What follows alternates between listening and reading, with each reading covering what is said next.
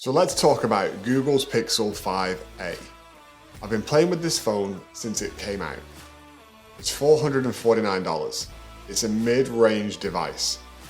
It's not going to blow the water out with the greatest camera, the greatest screen, or the greatest anything.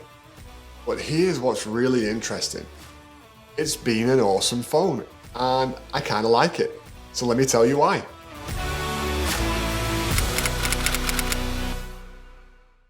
Google's always been a little bit of an anomaly for me. The phones, you love them or you hate them. They bring out things like these crazy big notches. The new Pixel 6 has got this great big Cyclops bar on it. It's like they're doing the Tesla Cybertruck thing. They want to get your attention and they're not going for vanilla. This, on the other hand, is absolutely vanilla. There's nothing that stands out about it. I mean, you've got a camera module that almost disappears. It's got 2 cameras on it and a digital zoom. You got a pinhole camera on the front, right there in the top corner. It hides itself nicely. You don't get a great big notch. The screen's pleasant to use.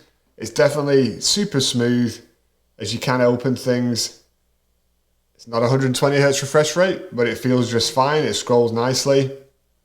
I can get to everything I want to get to, and it feels snappy. Obviously, it's a Google phone, so it comes very bare bones just with the Google apps. But they do some interesting things. If I go in to make a phone call, the phone app has some really neat features because of the Google Assistant.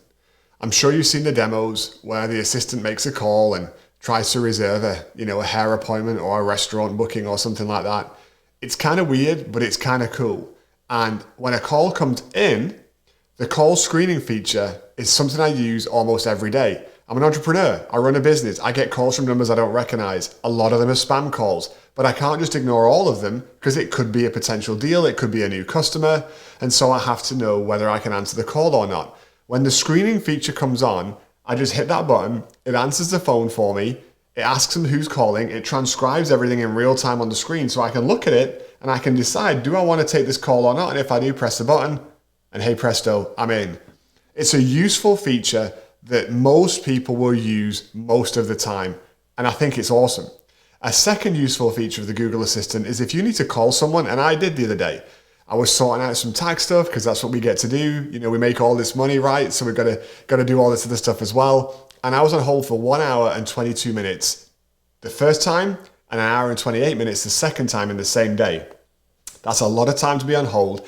And when I'm trying to hustle and I'm trying to do deals and I'm trying to, make a business work, I don't want to spend 3 hours on hold.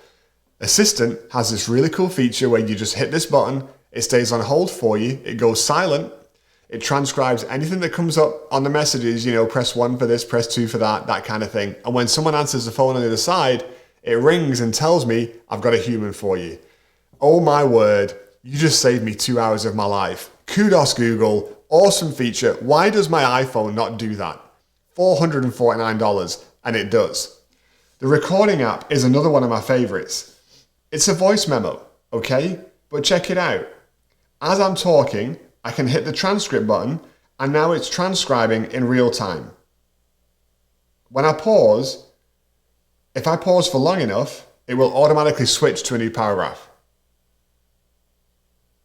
Obviously, it's not perfect, as you can see there on the screen, but it's really close. It's the closest I've ever seen for a live transcribing app. And what's really cool is this is all done on device. It's not sending information back to the cloud and receiving it back. So if I've got a low signal or no signal, I can still use this and make it work. Again, as an entrepreneur, this is awesome. I can dictate notes to myself. I can dictate quick emails or quick thoughts and I can save them for later, but they're transcribed for me. I can imagine college students could find this really useful in class. It's a killer feature. It's a killer app. I don't blame them for keeping it just for the Pixels. I probably would have done the same thing as well, but it also highlights how weak other apps are that are out there. Sure, you can subscribe to something like Otter. It's $12.99 a month for their first tier.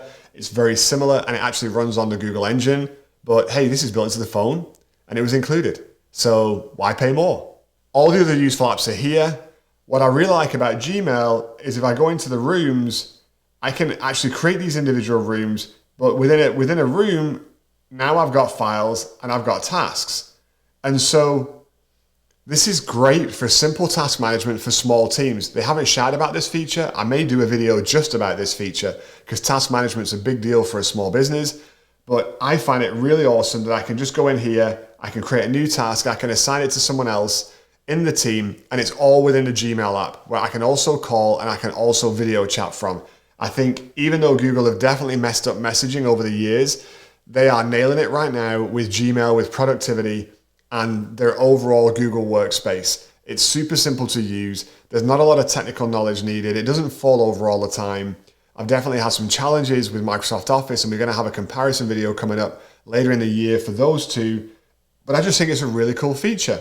It's the standard Google messaging app. Update it to Signal, put whatever you want on there. I got WhatsApp on there as well, and a couple of other things. Well, let's talk about widgets.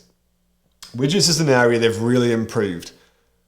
There's a whole host of widgets now available on this phone. There was before, you might be saying, but not like these. They have definitely gone a little bit Apple. All the rounded corners are there. You know, go pick yourself something. All the corners, they just look beautiful. I threw a Spotify widget up here. It was ugly as sin on every other Android phone I've ever used. For some reason, it looks beautiful on here, and it's so quick for me to get straight in and do what I want to do. I know Apple has widgets as well. They picked their game up last year with their latest iOS. I still think Google does widgets a little bit better. I think they definitely do notifications a little bit better. So let's swipe down and look at that bad boy. How beautiful is this? I mean, it's stunningly beautiful. The colors adapt to the color of the wallpaper. Great big buttons, easy to read. It's got that playful Google-esque feel. It just has this playful kind of edge. The menu system in general is just absolutely, it's easy to look at, it's easy to read, depending on your screen settings, but even there, it's beautiful.